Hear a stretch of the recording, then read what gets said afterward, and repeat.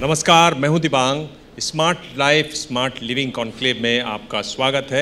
मेरे साथ बेहद ख़ास मेहमान, इस कॉन्क्लेव के सबसे प्रमुख मेहमान एकनाथ शिंदे साहब, महाराष्ट्र मुख्यमंत्री मौजूद हैं। हम बात कर रहे हैं आज इंफ्रास्ट्रक्चर की। मन तो हो रहा था कि पॉलिटिकल बात करें, लेकिन आपने हाथ जोड़ दिए उसके लिए पहले ही। पर मैं आपसे पूछ रहा हूं कि इंफ्रास्ट्रक्चर पर आपकी रुचि बहुत पहले से है और आपने जो योजनाएं लागू की हैं, आपके दिल के करीब सबसे कौन सी है, अगर मैं आपसे एक पूछना चाहूँ तो? नहीं, देखो, इंफ्रास्ट्रक्चर में तो जो हमारी सरकार ने काम किया है एक से एक बढ़कर है। तो जो लोगों के हित के लिए, लोगों के फ़ायदे के लिए जो प्रोजेक्ट हुए, जैसे अटल सेतु हुआ, मुंबई का कोस्टल हुआ, नागपुर मुंबई समृद्धि हाईवे हुआ, मुंबई पुणे मिसिंग लिंक हुआ, मेट्रो हुई, कारशेड हुआ, ये ऐसे प्रकल्प हैं जो एक से बढ़कर एक लोगों के फ़ायदे के हैं। और आपने कहा कि इंफ्रास्ट्रक्चर के ऊपर पूछूं क्या पॉलिटिकल, तो मैं तो हमेशा कहता हूँ जो लोगों के फ़ायदे के प्रकल्प अगर आप बताएंगे आपके चैनल पे, आपका टीआरपी ज़रूर बढ़ेगा। क्योंकि लोगों को पता अभी अटल सेतु का फ़ायदा क्या है, जहाँ पर 1-1.5 घंटे का ट्रैवल टाइम था वो कम होकर सिर्फ 20 मिनट पे आ गया। तो फ़ायदा है कि नहीं? समय बच रहा है, फ्यूल बच रहा है, पोल्यूशन कम हो रहा है। तो ये अगर लोगों को पता चलेगा, एबीपी माझा पे दिखाए गए ये प्रकल्प का कितना इम्पोर्टेंस है, तो फिर दोबारा दूसरा कोई प्रकल्प अच्छा दिखाएंगे, ऐसे करके आपके चैनल को देखेंगे ना लोग। धन्यवाद। पर सवाल तो चैनल से ज़्यादा यहाँ पर एमएलएज की संख्या बढ़ाने का है। वो तो काम करते हैं इसलिए तो बढ़ ही जाएगा ना। अच्छा, काम किया है तो नंबर बढ़ेगा ही। पर लोग ये कह रहे हैं कि आपकी जो ज़्यादातर योजनाएं हैं वो सड़कों पर हैं, सड़क की आप ज़्यादा उसमें ध्यान दिए हुए हैं। क्या ये बात सही है? और बाकी योजनाएं क्या होंगी, बाकी इंफ्रास्ट्रक्चर कैसे बनेगा? सड़क तो ज़रूरी है, connectivity is most important for development. अभी आप बताओ मुझे कि आज हमारे नागपुर मुंबई एक एग्ज़ाम्पल के तौर पे हम लेते, जो 20 घंटे लगते थे आज 7 घंटे में पहुंचता है। किसान का, फार्मर का फ़ायदा है, लोगों का फ़ायदा है।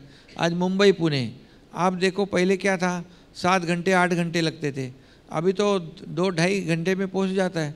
वहाँ इसके वजह से आईटी पार्क हो गया, आईटी हब हो गया, ऑटोमोबाइल इंडस्ट्री आ गई, service industry I, real estate boom हो गई, डेली अप डाउन करने लगे लोग। अभी मैं उसमें एक मिसिंग लिंक कर रहा हूँ, जो वर्ल्ड का वाइडेस्ट टनल है दुनिया का, वो लोनावाला लेक से नीचे से जाता है। अभी उससे और आधे घंटे कम हो जाएगा, क्योंकि घाट सेक्शन आपका पूरा अवॉइड हो जाएगा। ये ऐसे जो प्रकल्प है, आज मेट्रो का जो कार्यक्रम हुआ मोदी जी के हाथों से परसों के दिन, वो मेट्रो 3, आज 20 लाख लोग उसमें ट्रैवल करने वाले, 20 लाख। अभी ये मेट्रो का फर्स्ट फेज़ है, सेकंड फेज़ होगा तो उतने ही लोग और करेंगे। तो ये गाड़ियाँ जो पब्लिक, जो अपनी प्राइवेट कार है, सब घर पे रखेंगे लोग और इसमें ट्रैवल करेंगे ना आराम से मेट्रो में, तो ट्रैफिक भी कम हो जाएगी, लोगों का समय बचेगा। तो ये सब ये ज़रूरी है कि road connectivity, air connectivity, water connectivity, ये बहुत ज़रूरी है। जिसके रोड अच्छे, उसकी प्रगति फास्ट होती है। ये तो दुनिया का मिसाल है। रोड अच्छी से प्रगति अच्छी। तो समय बचता है ना, समय बच जाता है तो समय तो काफ़ी मजबूत है। समय ही बलवान है ना, और समय इम्पोर्टेंट है। समय आपका बचता है तो उतने में आप घर जल्दी पहुंच जाएंगे, कार्यालय में जल्दी पहुंच जाएंगे, आपकी इफ़िशिएंसी बढ़ेगी, अच्छा काम होगा, सब कुछ है। ये कितना वो अर्थमेटिक है इसमें। रोड्स अच्छी होंगी तो पोल्यूशन भी कम होगा। 6,000 करोड़ आपने खर्च किया मुंबई की सड़कों पर आपके जो विरोधी हैं और आप कह रहे हैं कि रोड ज़रूरी है, रोड अच्छी बनेगी तो सरकार भी बनेगी। विरोधी बता रहे हैं कि मुंबई में जो सड़कें हैं उसमें पॉट होल्स बहुत हैं, गड्ढों की तस्वीरें वो छापते हैं। क्या जवाब देंगे आप उनको? वो गड्ढों की तस्वीरें, यानी गड्ढों पे गाना पहले बनता था, अभी नहीं। वो उनके ज़माने में, अभी जैसे हमारी सरकार आई तो मैं कमिश्नर को बुलाकर कहा कि भैया मुझे पूरा पॉटहोल फ्री मुंबई चाहिए। बोले कि क्या करते हो? तो तुरंत हमने कॉन्क्रीटाइजेशन का सब फेज़ 1 फेज़ 2 बना लिया, काम शुरू हो गया। अगले 2-2.5 साल में Mumbai will be pothole free, आपको 100% गारंटी देता हूँ, लिख के रखो। और गड्ढा भी नहीं मिलेगा, गाना भी नहीं बनेगा और फोटो भी नहीं आएगा। तो ये पहले करना चाहिए था ना उन्होंने वो नहीं किया। वो एक खाली वो रिपेयरिंग में 3,500 करोड़ रुपए खर्च किया उन्होंने इतने 10-15 साल में। क्या वो डांबर डाल के, क्या कहते हैं मराठी में, काळ्याचं पांढरं पांढऱ्याचं काळं, क्योंकि कंक्रीट के रोड हो जाएंगे तो 25 साल कुछ नहीं मिलेगा। तो वो हमने किया है। तो आरोप किसने लगाना चाहिए? हमने क्या उन्होंने?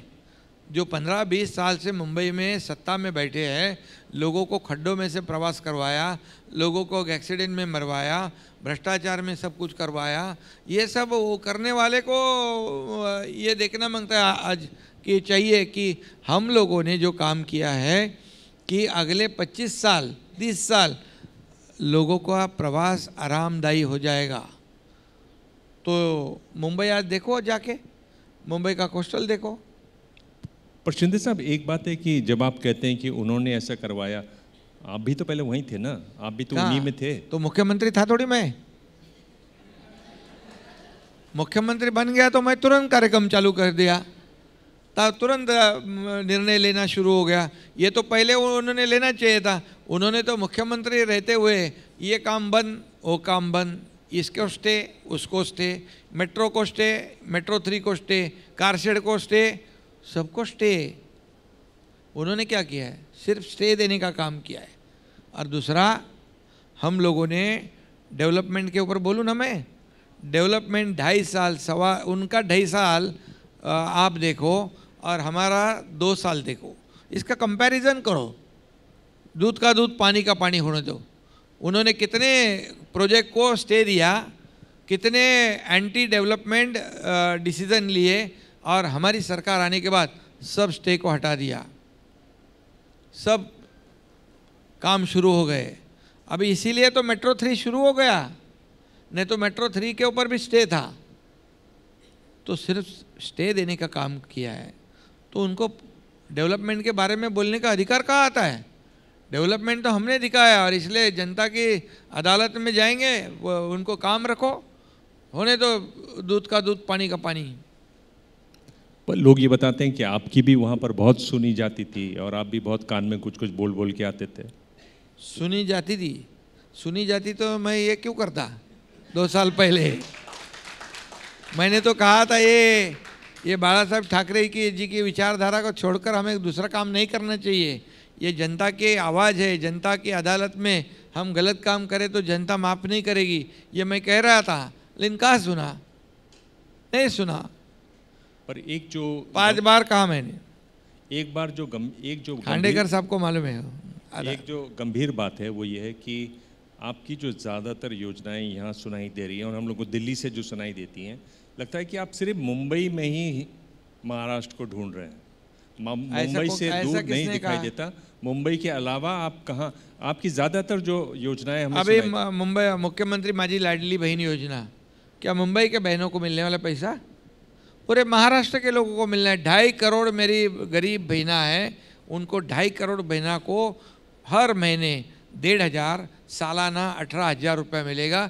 क्या सिर्फ मुंबई के बहना को नहीं, पूरे महाराष्ट्र के जो हमारे लाडले भाई है उनको जो मुख्यमंत्री युवा प्रशिक्षण योजना की अप्रेंटिसशिप, ये देश में पहला राज्य है जो अप्रेंटिसशिप देने का निर्णय लिया है। जो बेरोजगार युवक है वो पूरे राज्य के लोगों को मिलेगा। जो लड़की पढ़ती है, हायर एजुकेशन करेगी, उसको डॉक्टर बनना है, इंजीनियर बनना है, वकील बनना है, MBA करना है, जो भी करना है, वो पहले नहीं कर पाती थी। हमारी सरकार ने 100% फीस भरने का निर्णय लिया। क्या सिर्फ मुंबई के लिए? पूरे राज्य के लिए। किसानों के लिए हमने बिजली मुफ्त कर दी, गैस सिलेंडर 3 मुफ्त का देने का निर्णय किया। वो सिर्फ मुंबई के लिए नहीं साहब, ये पूरे राज्य के लिए है। मुंबई के लिए सिर्फ जो काम कर रहे थे वो प्रश्न उनको पूछना चाहिए, अब हमको नहीं। और मुंबई में सिर्फ कोविड में ये सब स्टे देने का काम किया और एंटी डेवलपमेंट का काम किया, सब प्रोजेक्ट रोकने का काम किया। उन्होंने एक ही काम किया, कोविड में भ्रष्टाचार करने का काम किया। ये दुर्भाग्यपूर्ण बात है, ये बहुत ही अच्छी बात नहीं है। चूंकि आपने तय कर रखा है कि हम लोग इस बार सिर्फ इंफ्रास्ट्रक्चर पर बात करेंगे, तो इसलिए आपने निकाला नहीं, पॉलिटिकल हम लोग नहीं जाएंगे। आप इसलिए आपकी गाड़ी क्या है, आपकी गाड़ी ऐसी घुस गई तो फिर मुझे भी वो गाड़ी थोड़ा रिवर्स गियर लगाइए। और ये बताइए कि लाडली बहना योजना, एक गंभीर सवाल है कि लाडली बहना योजना के लिए जो फंड्स हैं वो दूसरी योजनाओं से ट्रांसफर हो रहे हैं। किसने लोग कहा कह रहे हैं कि दूसरी योजनाओं की सब्सिडीज हो सकता है समय पर न मिलें, और ये विपक्ष नहीं कह रहा है, ये आपकी जो सहयोगी दल है उनके केंद्रीय मंत्री बोल रहे हैं। कह रहे हैं इसलिए सरकार से ज़्यादा वो नहीं करना चाहिए, व्यापार और बिजनेस और धंधा सरकार के साथ नहीं करना चाहिए। सरकार एक तरीके से विषकन्या होती है। क्या सरकार क्या गरीबों के? तो आपके एक मंत्री जी ने कहा, महाराष्ट्र के मंत्री जी ने कहा कि नहीं कहा? मुझे बताइए, क्या सरकार का क्या काम है? गरीबों को मदद करना नहीं है क्या? क्या जो एक आम नागरिक है उसके जीवन में कुछ सुख समाधान के दिन लाने का जिम्मेदारी नहीं है क्या सरकार की? हमने पूरी तरह उसका प्रावधान रखा है। मुख्यमंत्री लाडली बहन योजना के 33,000 करोड़ रुपए का प्रावधान किया है। और कई लोग तो पहले बोले ये तो मैं बहनाओं को लालच दे रहे हो, लाज दे रहे हो, रिश्वत दे रहे हो। फिर कोर्ट में गए, कोर्ट से उन्होंने उनको हकाल दिया। फिर नागपुर के कोर्ट में गए कांग्रेस के लोग, महाविकास आघाड़ी के लोग, और कहते जब सरकार में आएंगे तो ये पहले लाडली बहना बंद करेंगे। मैं कहता हूँ लाडली बहना ये सौतेले भाई को कभी भी सरकार में आने नहीं देंगे, नहीं, क्योंकि हमारा काम साफ सुथरा है, एकदम सीधा है। ऐसा नहीं करते हम। पर अब तो बोल रहे हैं कि आप अगर 1500 दे रहे हैं तो हम 2000 देंगे। कौन बोलते हैं? ऐसा बोल रहा है आपका 2.5 साल में क्या उनके हाथ को ने बांध के रखे थे? बांधे थे? देने के लिए दानत चाहिए, जिगर चाहिए, नियत चाहिए। मुझे क्या मिलेगा इससे, मैं महाराष्ट्र को क्या दूंगा, मैं मेरे जनता को क्या दूंगा, ये सोचने वाली सरकार हमारी है। और पहले वाली सरकार मेरा क्या बोले तो चले गए सब लोग। दुनिया का, जनता का क्या, ये सोचने वाली सरकार चाहिए। जो सरकार किसके लिए होती है साहब? सरकार जनता के लिए होती है, सरकार राज्य के विकास के लिए होती है। हमारे सरकार ने, आप बोलते हैं सिर्फ योजना नहीं, या इंफ्रास्ट्रक्चर भी शुरू किया। इंफ्रास्ट्रक्चर में महाराष्ट्र नंबर 1 पे है। फॉरेन डायरेक्ट इन्वेस्टमेंट में महाराष्ट्र नंबर 1 पे है। टोटल इन्वेस्टमेंट के 52% सिर्फ महाराष्ट्र में है। जीडीपी में 14% का हमारा कंट्रीब्यूशन है। इंडस्ट्री फ्रेंडली हमारा स्टेट है। दावोस में 5 लाख करोड़ के एमओयूज हमने साइन किए। अभी 2 महीने में 2 लाख करोड़ के एमओयू साइन किए। सेमीकंडक्टर पिछले हफ्ते में नवी मुंबई हमने शुरू किया। सोलर पावर आ रही है, सेमीकंडक्टर आ रहा है, पावर टावर सेमीकंडक्टर 83,000 करोड़ का। ये डेवलपमेंट भी हो रहा है। ये डेवलपमेंट के साथ ये कल्याणकारी योजना के साथ इंडस्ट्री आ रही है। पहले इंडस्ट्री आ रही थी क्या? अभी इंडस्ट्री को पता चल गया यहाँ पर हमें पूरी तरह सपोर्ट मिलेगा। लोगों को, हमारी जो इंडस्ट्री है उसको किसी भी तरह की तकलीफ नहीं होगी, उसके सरकार का सपोर्ट मिलेगा, इसलिए आ रहे हो। चलिए, अब आपने बहुत सारी बातें कर दी हैं, बहुत सारे मोर्चे खोल दिए हैं। मैं महाराष्ट्र इकोनॉमिक सर्वे, ये डेवलपमेंट है। मैं महाराष्ट्र इकोनॉमिक सर्वे क्या कहता है वो आंकड़ा भी बताऊंगा। समय मिलेगा तो डावोस भी आपको ले चलूंगा। पर मैं आपसे ये पूछ रहा हूँ, आखिरी सवाल इसी पर, कि क्या आपको लगता है शिंदे जी कि जो योजनाएं इस तरह की आखिरी मोमेंट पर, यानी चुनाव से ठीक पहले लागू की जाती हैं, चुनाव से कुछ पहले लागू की जाती हैं, क्या उनका असर हो पाता है? अच्छा नहीं होता कि जैसी आपकी सरकार बननी थी तभी आप लाडली बहना योजना कर देते तो आपको शायद ज़्यादा पॉलिटिकली फ़ायदा होता? इस पर आपकी क्या सोच है? देखिए, मैं मोटी बात पूछ रहा हूँ क्योंकि बहुत सारे राज्यों में इस तरह की योजनाएं आती हैं चुनाव से ठीक पहले। आपने अच्छा सवाल पूछा है। हमारी सरकार आने के बाद तुरंत हम किसानों के लिए निर्णय लिया। 6,000 रुपये आदरणीय प्रधानमंत्री मोदी जी दे रहे थे शेतकरी सम्मान योजना, हमने 6,000 रुपये ऐड कर दिए। किसानों को 12,000 रुपये देने का निर्णय लिया। तभी किधर चुनाव था। फिर 1 रुपया में पीक बीमा योजना दिया, क्रॉप इंश्योरेंस, प्रीमियम पहले किसान भरते थे, अभी प्रीमियम सरकार भरती है। तभी का इलेक्शन था, तभी का चुनाव थे। लेक लाड़की लखपति योजना हमने शुरू कर दी। उसमें जैसे ही लड़की का जन्म होता है 5,000 रुपया, पहले फर्स्ट में जाती है 6,000, 5वीं में जाती है 7,000, 11वीं में जाती है 8,000 और उसकी उम्र 18 साल होती है तो 1 लाख रुपया उसके खाते में जमा होते हैं। तभी कहा थी चुनाव। ये देखो, ये स्कीम हम करते करते करते चले जा रहे हैं। हमारा सोचना है कि हमारे सरकार का, जब हम आम लोगों की सरकार कहते हैं तो आम लोगों को फायदा होना चाहिए। फिर हर एक परिवार में किसी ना किसी तरह से लोगों को फ़ायदा होना चाहिए। फिर वो लड़की हो, हमारी लाडली बहन हो, लाडला भाई हो, लाडला हमारा किसान हो, ये सब लोगों को फ़ायदा होना चाहिए। इसलिए आप ऐसा नहीं कि अभी चुनाव आया और तुरंत इसको हमने, इसके प्रिपरेशन को भी बहुत समय लगता है। अभी हमने बोला तो खाते में पैसे चले गए, 3 खाते में 3 महीने के इंस्टॉलमेंट गए। लोग पहले कहते थे विपक्ष पैसे ही नहीं आने वाले, पैसे ही नहीं आने वाले। बाद में जैसे पैसे आने लग गए तो बहनाओं को बोलते जल्दी जल्दी निकालो, जल्दी जल्दी निकालो, नहीं तो सरकार वापस ले लेगी। अरे ऐसा होता है क्या? ये देने वाली सरकार है, लेने वाली नहीं। और इसलिए ये जो है पूरी तरह जैसे ही अनाउंस हो गया 1 महीने के भीतर ये योजना लागू हो गई। अभी आचार संहिता लगेगा, कोड ऑफ कंडक्ट लगेगा, तो लोग सोचते हैं विपक्ष वाले कि इनको अटकाए हम, लेकिन हम लोग तो देने वाले लोग हैं, हमारी नीयत साफ है। हम अक्टूबर में ही, इसी महीने में अक्टूबर और नवंबर के पैसे देंगे। कब से लगेगी आचार संहिता? कुछ कब से लगेगी आचार संहिता? तारीख मालूम है ना? अभी दशहरे के आसपास तो लगी जाएगी ना, दशहरे के आसपास। ये बताइए कि आपने आंकड़ा बताया, मैं आपको महाराष्ट्र इकोनॉमिक सर्वे का आंकड़ा बता रहा हूँ, जो ये बता रहा है कि पिछले 2 साल में जो इन्वेस्टमेंट की रकम, इन्वेस्टमेंट की सिर्फ बात कर रहा हूँ, आपने FDI की बात की, वो महाराष्ट्र में गुजरात के मुकाबले कम हुई। मैं आपको आंकड़ा बताता हूँ, 2023 में 62,000 करोड़ महाराष्ट्र, 58,000 करोड़ गुजरात, जबकि 2021 2 साल पहले 52,000 करोड़ गुजरात और 2,77,000 करोड़ महाराष्ट्र। आप देखिए कि नहीं देखिए, अभी आपको मैं बताता है ऐसा नहीं है। हमारा महाराष्ट्र महाविकास आघाड़ी के समय में 3रे नंबर पे था। 6 महीने के 8 महीने के भीतर हमने वापस उसको नंबर 1 पे लाया है, नंबर 1 पे लाया है।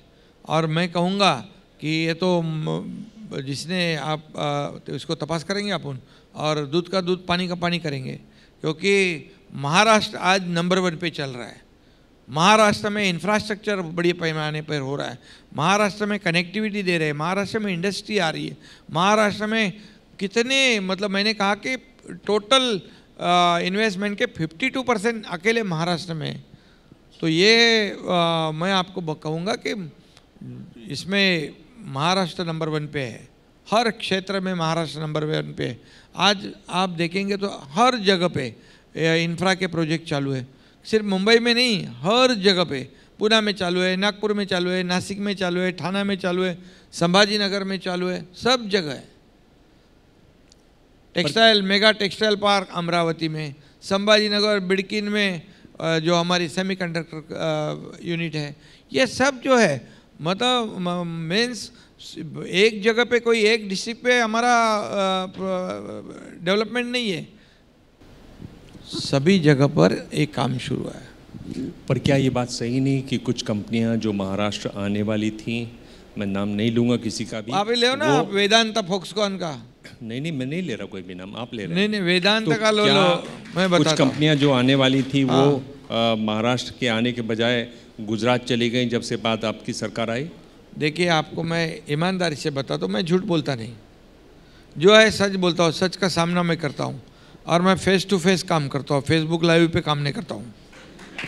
और आपको बताता हूँ कि यहाँ पर आपका फेसबुक अकाउंट है कि नहीं? आपको मेरा चलता फिरता अकाउंट है, तो फिर मैं जहाँ मुझे लोग मिलते हैं मैं मिलता हूँ, गाड़ी में भी मैं साइन करता हूँ, ऑफिस में भी साइन करता हूँ, घर में भी साइन करता हूँ, तुरंत काम होना चाहिए। आपने पूछा इसलिए बताता हूँ, मुख्यमंत्री सहायता निधि क्या कहते हैं, जो CM रिलीफ फंड, उससे ऑपरेशन होता है तुरंत, 1 लाख, 2 लाख, 50,000, 3 लाख।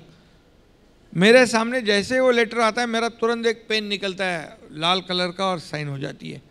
मैं 2 साल में 350 करोड़ रुपया ये मुख्यमंत्री रिलीफ फंड में दिया, और पिछले सरकार में जो मुख्यमंत्री थे उन्होंने 2.5 साल में 3 करोड़ रुपए दिया। अभी बताओ कितने लोगों की जान बच गई। एक एग्जाम्पल दूंगा मैं, कोल्हापुर में एक लड़की मेरे सामने खड़ी हो गई, हमारा शासन अपने दार पर कार्यक्रम था, और खड़ी हो गई। मैं बोला क्या काम है? तो इसके हाथ में एक छोटा बच्चू था। बोले इसका नाम दुआ रखने का है। मतलब क्या, फिर दुआ रखने का तो क्या प्रॉब्लम क्या है? तो बोले नहीं, इसकी जान बचाई, इसका ऑपरेशन था हार्ट का, आपके मुख्यमंत्री रिलीफ फंड ने पैसे मिल गए और इसका ऑपरेशन हो गया, इसकी जान बच गई, इसलिए दुआ रखो। अरे कैसे ये सरकार है? मतलब मीन्स ये जो साइन करने के लिए आपके पास पेन ही नहीं था, वो लेटर आया तो कोविड के जैसा बाजू में जाता था। ऐसा नहीं है।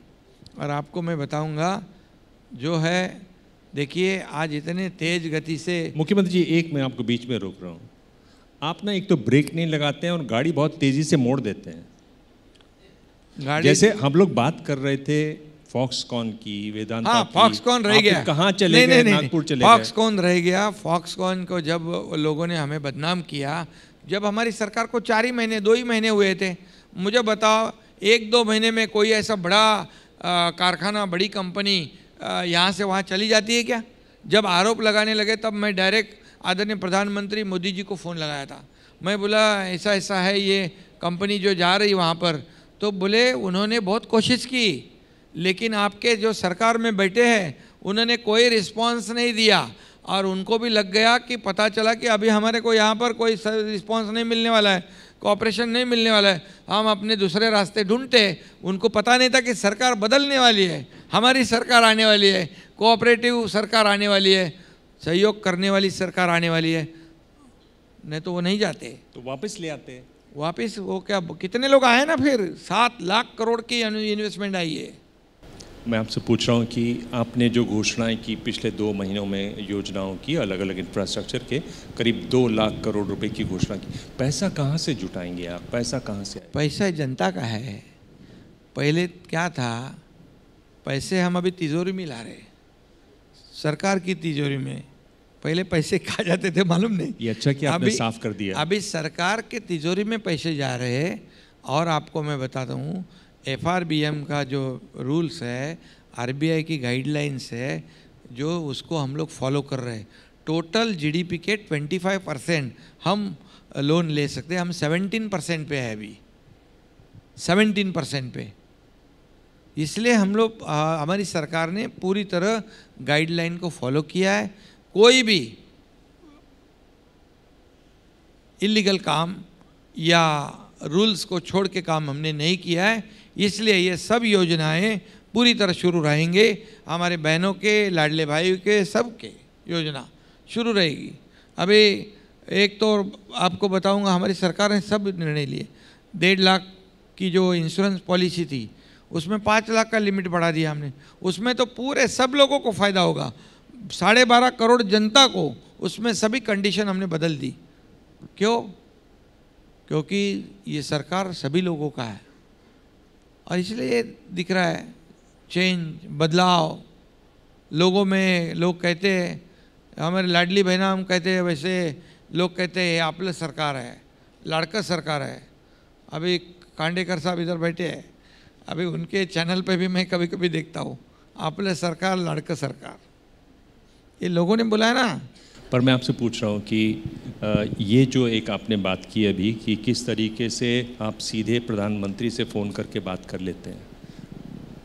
बजट आया, विपक्ष का कहना है कि इसमें तो कुर्सी बचाओ पैकेज चला गया बिहार को, आंध्र प्रदेश को, क्योंकि केंद्र की जो सरकार है वो उनके सहारे से बची हुई है।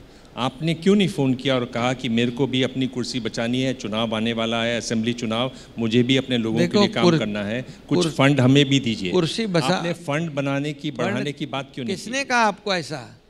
कुर्सी बचाने के लिए हम ऐसा कोई काम नहीं करते। हम काम के बलबूते पे लोगों के सामने जाते हैं, काम करके जाते हैं, लोगों को न्याय देकर जाते हैं। अभी आपको मैं बताऊंगा कि ये बजट में रेलवे के लिए पैसे दिए, इंफ्रास्ट्रक्चर के पैसे दिए, ठाणा मेट्रो को पैसे दिए, पूना मेट्रो को पैसे दिए। कितने पैसे दिए? 76,000 करोड़ का वाडवन बंदर को पैसे दिए, दिघी पोर्ट को पैसे दिए।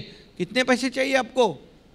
अरे हम तो बिना मतलब पहले जो उनको बहुत जो पहले के सरकार थे वो दिल्ली में उनको जाना बहुत ये लगता, क्या मराठी में काय म्हणतो आपण कमीपणाचं। तो ये उन्होंने, हम जाते हैं सरकार से पैसे मांगने के लिए। सरकार से पैसे मांगने के लिए क्यों?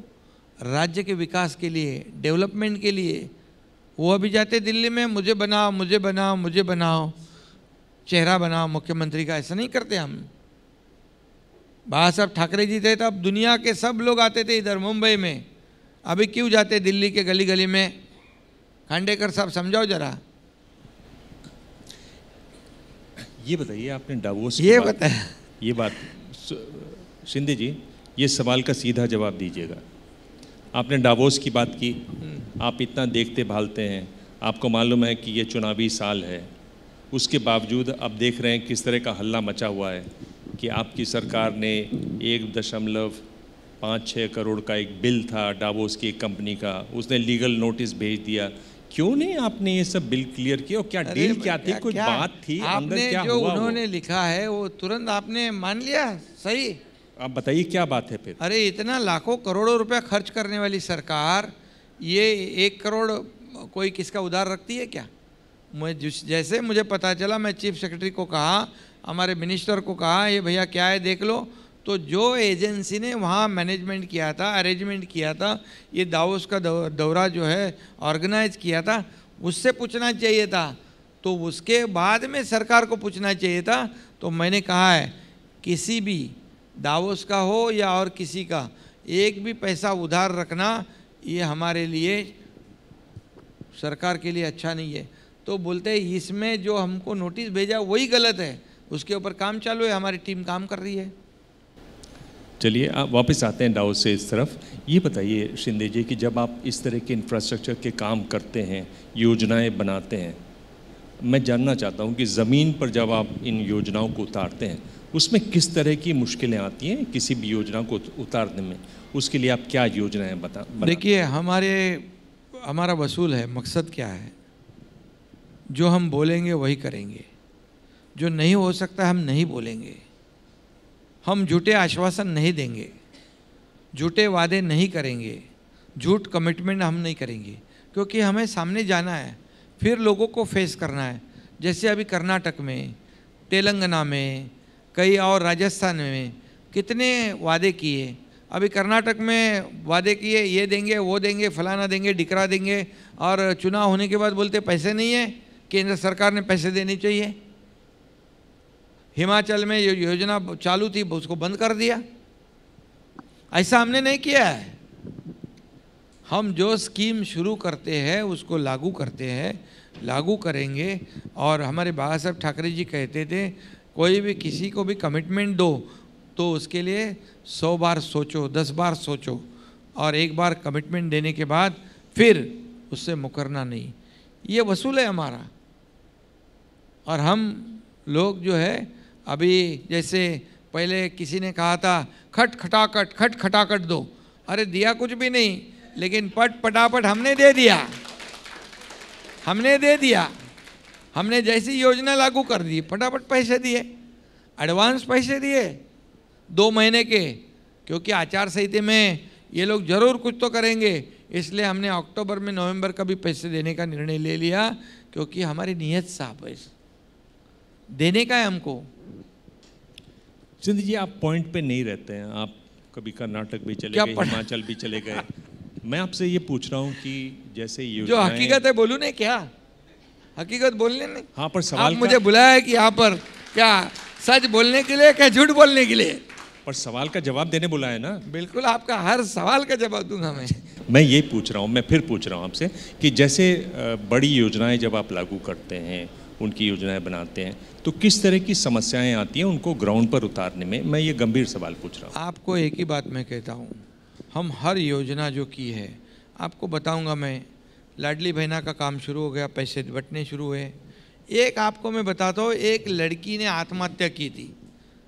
12:30 बजे मैं रात को टीवी पे देखा, एबीपी चैनल पे, और उस लड़की ने आज सुसाइड क्यों किया था? क्योंकि उसको इंजीनियर बनना था और उसके पिताजी को उसकी आधी फीस भरने की उनकी ताकत नहीं थी। इसलिए हमारा बोझ, लड़की ने सोचा उसका बोझ मेरे पिताजी पे क्यों डालूं, उसने सुसाइड कर लिया। उसी दिन रात को मैं 1:30 बजे कंसर्न मिनिस्टर को फ़ोन किया। मैं बोला हमारी सरकार में अगर ऐसे आत्महत्या होती है तो सरकार किस काम का है? सरकार क्यों चाहिए? सरकार लोगों के भलाई के लिए चाहिए या बुराई के लिए चाहिए? तो तुरंत निर्णय लिया, अभी हमारी सरकार में, हमारे राज्य में कोई भी लड़की डॉक्टर बनना है, इंजीनियर बनना है, वकील बनना है, एमबीए करना है, फाइनेंस करना है, जो भी करना है, वो पूरी तरह उसकी फीस गवर्नमेंट भरेगी। ये निर्णय हमने लिया है, ये निर्णय लिया है और लागू भी किया है। दूसरी आपको बताऊंगा, लोग कहते थे बेरोजगार है, कुछ नहीं सरकार देख रही। देश में पहला सरकार है, खांडेकर साहब को भी मालूम है, आज तक के इतिहास में ऐसा निर्णय नहीं हुआ है।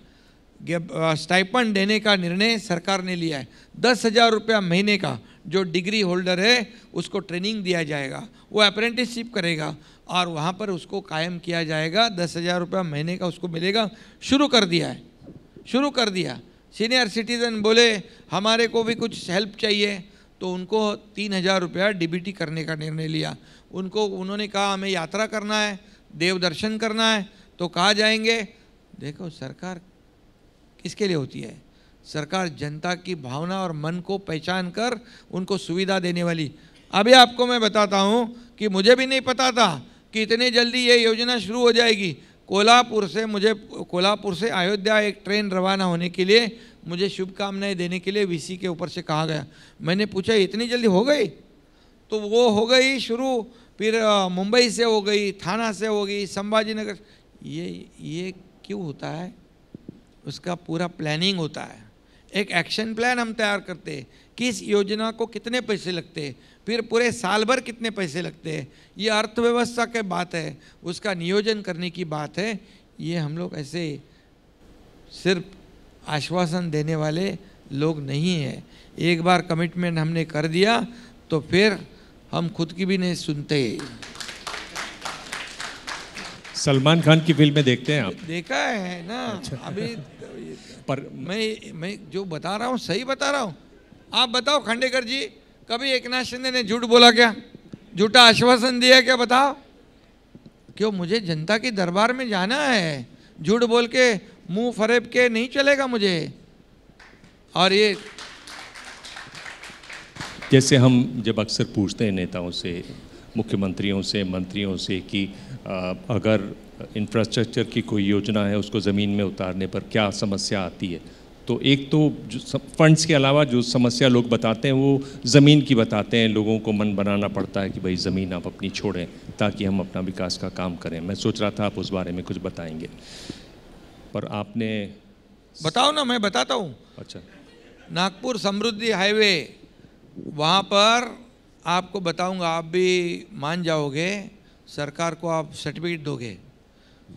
समृद्धि हाईवे को भी विरोध किया था हमारे तत्कालीन लीडर ने।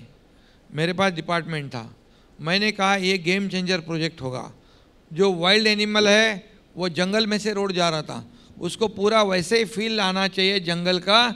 इसलिए हमने सबवे में भी वैसे ही किया, अंडरपास में वैसे किया, ओवरपास में भी वैसे। आज वहाँ के जो जंगली जानवर है वो आना जाना करते हैं। इतना प्रो एनवायरनमेंट उसका ध्यान हमने रखा। यहाँ पर आपको अटल सेतु का बताऊंगा, लोगों ने विरोध किया, बोले फ्लेमिंगो गायब हो जाएंगे। मैं बोला फ्लेमिंगो गायब हो जाएंगे? कैसे गायब होते हैं, मैं देखता हूँ। हमने वहाँ एडवांस टेक्नोलॉजी का इस्तेमाल किया और रिवर्स सर्कुलेशन ड्रिल का इस्तेमाल किया।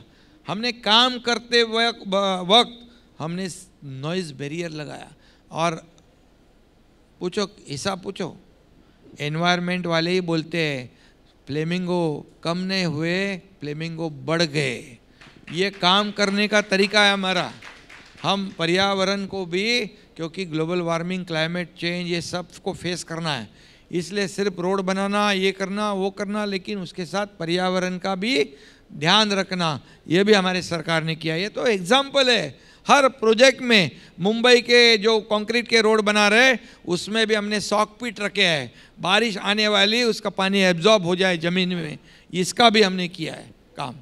तो आप देखो, इसका पता कराओ कि सिर्फ रोड बनाने का, बाकी लोग तो सिर्फ खड्डे भरते थे, पैसे निकालते थे, खड्डे भरते थे, पैसे निकालते थे। हम ऐसे नहीं कर रहे हैं। शिंदे जी, मैंने आपके कई इंटरव्यू किए हैं, काफ़ी बदलाव मैं देख रहा हूँ।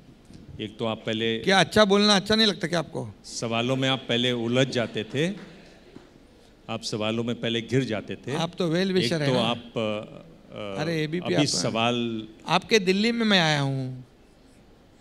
आप मेरी बात तो सुन लीजिए पूरी।